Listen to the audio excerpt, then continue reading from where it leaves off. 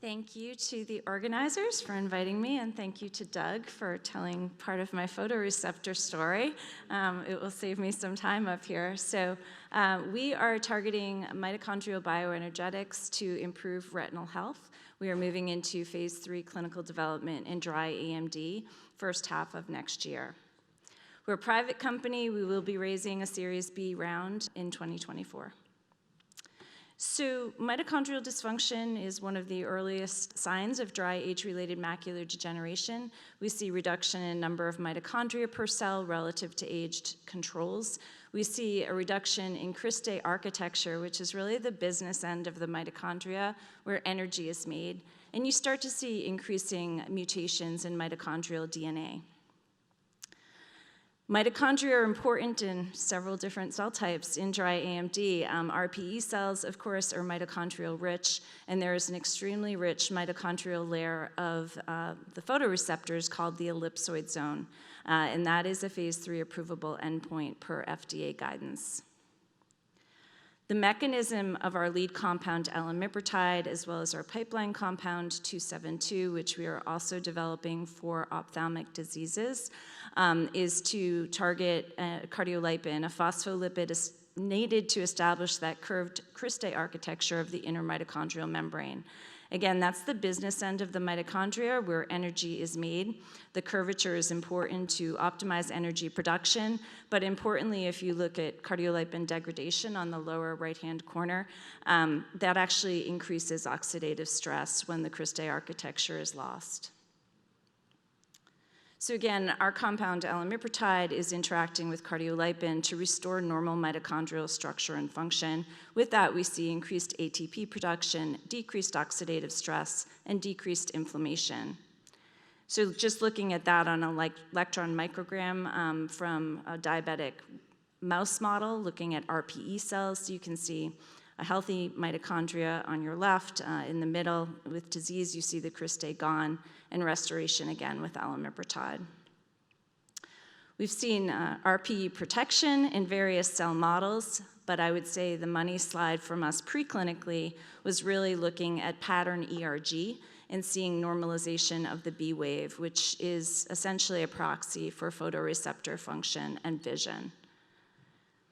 So when we think about the very complicated pathology of dry AMD, I think we're all thrilled to see approaches that can start to treat this disease, really targeting complement, which comes in at the tail end of the pathological cascade, but targeting mitochondrial dysfunction allows us to intervene at multiple points in this pathway, and we have preclinical data and now clinical data to support this intervention. So again, Doug told this story already, but when we think about the area of photoreceptor loss, certainly we saw this at baseline in our patients. It's about twice the size of GA. So the GA is really, and it's in blue here, it's really growing into that area of photoreceptor loss.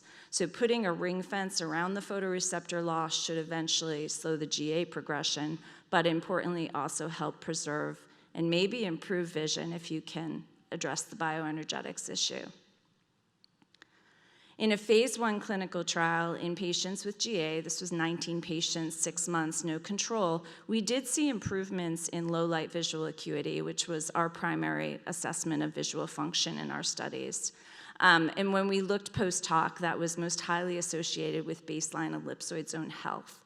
And so that was an endpoint that we carried into the phase 2 on a pre-specified basis. The phase 2 clinical trial enrolled 176 patients with non-central GA. We did not see a separation on geographic atrophy. We did, however, see a photoreceptor protective signal looking at ellipsoid zone total attenuation, and that was associated with changes in visual function. So I'll get to the data. A quick note, this is a once daily sub-Q administration, typically in the abdomen. We see no ocular side effects. We've seen no off-target safety effects. There are mild to moderate injection site reactions, and it would then be bilateral administration. So we saw a 43% protective effect on the photoreceptors. This is looking at the area where photoreceptors are 0 microns, so it's total death of the photoreceptors. FDA agrees that this is an approvable phase 3 endpoint. Really wanting to see a separation in the slope of change over the treatment period. We also saw improvement in categorical low light visual acuity for patients. And again, the changes in vision were closely associated with the changes in the ellipsoid zone integrity over time. So seeing improvement actually in vision is certainly important for patients in this disease. Why do we think that's happening? So if there are impaired photoreceptors at baseline, think about your partial EZ attenuation, where the photoreceptors are somewhere between 20 microns and 0. We've seen across models that elimipritide can rescue mitochondria as well as cells and improve function. So that's really where we think we have the opportunity to improve vision. We certainly saw that the patients whose vision improved were the patients who had some preserved ellipsoid zone function in the center of the fovea.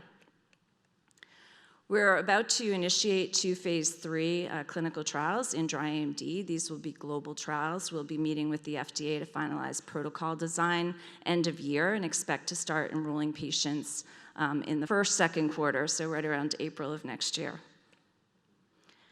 Where do we fit in the overall picture? So again, I think that with complement inhibition, we finally have options for patients. I think coming at this from a different angle to restore bioenergetics may give us the opportunity to actually improve vision for patients, hopefully at least preserve vision for patients. And with our mode of administration and bilateral targeting, we hope that we can provide a more convenient option for patients for at-home self-administration of therapy. Thanks for your time.